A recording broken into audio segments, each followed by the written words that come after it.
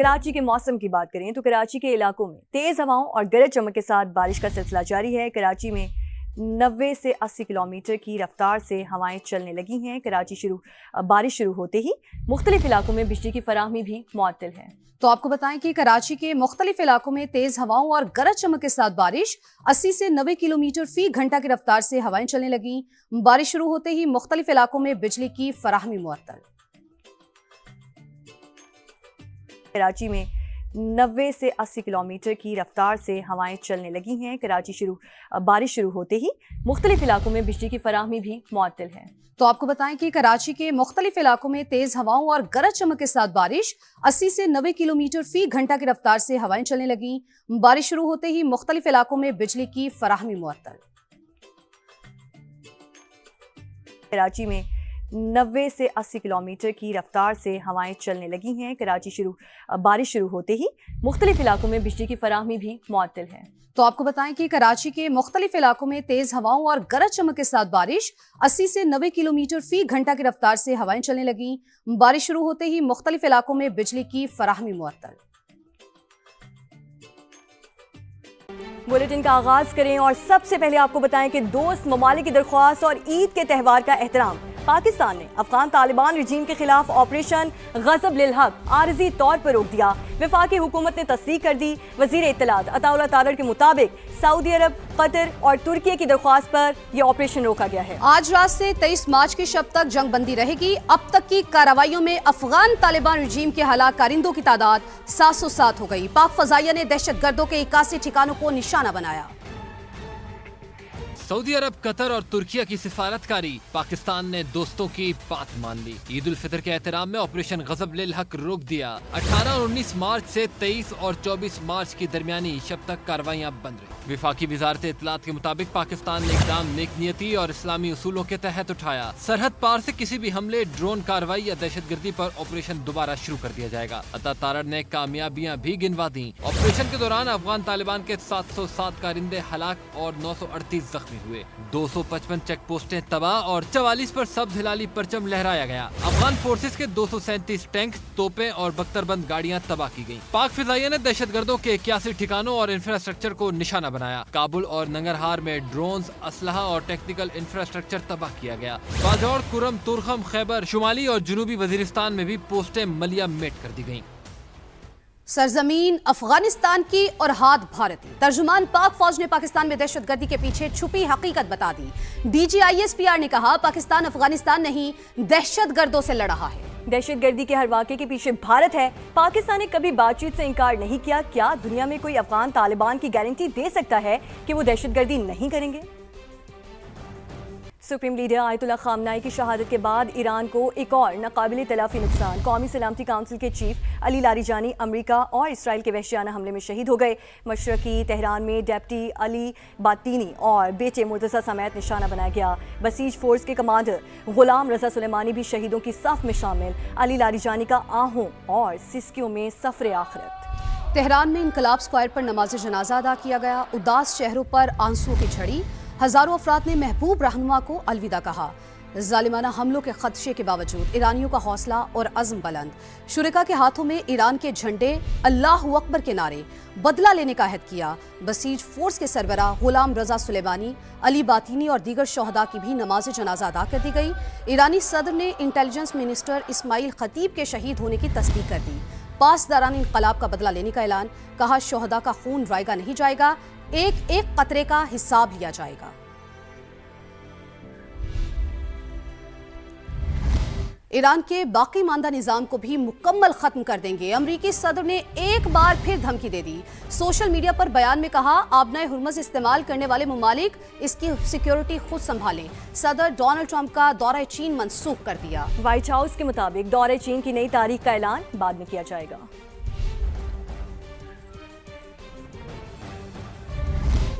اور ایران کو معاشی طور پر تباہ کرنے کی کوششیں۔ امریکہ اور اسرائیل کے بوشہر میں پارس گیس فیلڈ پر حملے، آگ بھڑک اٹھی، شہادتوں کا بھی خدشہ۔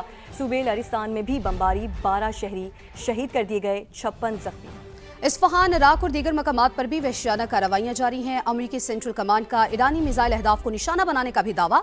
बताया आबनाए हुर्मुज़ के करीब तनसीबात पर 5000 पाउंड वजनी डीप पेनिट्रेटर बम गिरा दिए। इसराइली तैयारों की लबनानी दारुल हुकूमत बैरूत के वस्ती इलाकों पर भी बमबारी, कसीरुल मंजिला इमारत को तबाह कर दिया। मजीद 6 शहरी शहीद हो गए। और ईरान के भी दुश्मन पर ताबड़तोड़ जवाबी वार, इसराइल पर क्लस्टर मिसाइल्स की बारिश कर दी। तल अवीव और यरूशलेम में आग भड़क उठी, 2 इसराइली हलाक, 100 से ज्यादा जख्मी, कई गाड़ियां तबाह हो गईं, इमारतों को नुकसान पहुंचा। तल अवीव में ट्रेन स्टेशन मुतासिर, 24 घंटों में 192 अफराद जख्मी हो गए। सहूनी इलाकों में खौफ का आलम है। हिजबुल्लाह ने भी शिमाली इसराइल पर रॉकेट चला दिए। खित्ते में अमरीकी तंसीबात भी मुसलसल निशाने पर। सऊदी अरब का रियाद में सिफारती जोन की जानिब बढ़ने वाला ड्रोन गिराने का दावा। मुत्तहिदा अरब अमारात में एक और ड्रोन हमला। अमाराती वजारत दिफा ने मजीद 13 मिसाइल और 27 ड्रोन तबाह करने का दावा कर दिया। और आगे बढ़े और आपको बताएं कि ईद पर बानी पीटीआई की उनके बच्चों से फोन पर बात करवाई जाएगी। वफाकी वजीर इत्तलात अताउल्लाह तारड़ ने जमायमा गोल्डस्मिथ की एक्स पोस्ट पर जवाब देते हुए यकीन दहानी करवा दी। उन्होंने लिखा कि माजी की तरह इस बार भी बानी पीटीआई की ईद के दिन उनके बच्चों कासिम और सलेमान से फोन पर बात कराई जाएगी। वो नाइकॉब के जरिए पाकिस्तान आ सकते हैं। उन्हें पाकिस्तानी वीजे की जरूरत नहीं होगी, ताहम कयाम के दौरान उन्हें मुल्की कवानीन की मुकम्मल पासदारी करना होगी। ये भी जानिए कि अदालती हुक्म पर तश्कील दिए गए मेडिकल बोर्ड ने जेल में बानी पीटीआई का तीबी मुआयना किया। डॉक्टर रिपोर्ट मुरतब करके चीफ कमिश्नर इस्लामाबाद को पेश करेंगे। मेडिकल बोर्ड की सिफारिशात और जेल कवानीन के मुताबिक बानी पीटीआई के इलाज के हवाले से मजीद फैसला किया जाएगा। डॉक्टर्स बानी के तिब्बी मुआयने के लिए जदीद आलात जेल साथ लाए। एहलिया की मौजूदगी में मुआयना किया गया, जो तकरीबन 1 घंटे तक जारी रहा।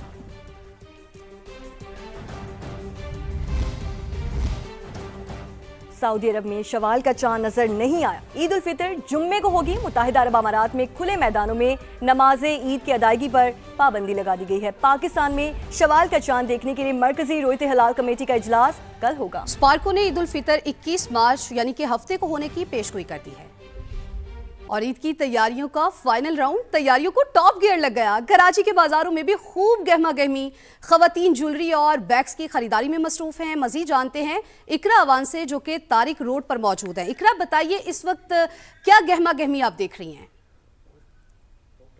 आप देख सकते हैं कि मार्केट में इस वक्त जो है अफ्तार के फौरन बाद से गहमा गहमी उरूज पर है। रात देर तक खवातीन जो है वो बाजारों में शॉपिंग करती हुई नजर आ रही हैं। कोई कपड़े ले रहा है तो कोई मैचिंग के सैंडल्स मैच कर रहा है, और साथ ही साथ अब जो हमें ज्यादातर रश नजर आ रहा है वो बैग्स और ज्वेलरी की स्टॉल्स पर नजर आ रहा है। खवातीन का कहना है कि कपड़ों की सिलेक्शन के बाद जो सबसे ज्यादा मुश्किल तरीन मरहला है वो ज्वेलरी मैच करना और कपड़ों के साथ के बैग्स मैच करना है। खवातीन का कहना है कि जल्द अज जल्द जो है वो हम अपनी शॉपिंग जो है वो मुकम्मल करने की कोशिश कर रहे हैं। जी, और कराची के बाद लाहौर का रुख करें तो वक्त कम है और मुकाबला सख्त। लाहौर के अनारकली बाजार में खरीदारों का रश, खवातीन की शॉपिंग मुकम्मल करने के जतन जारी। मजीद बताएंगे मायरा हाशमी से।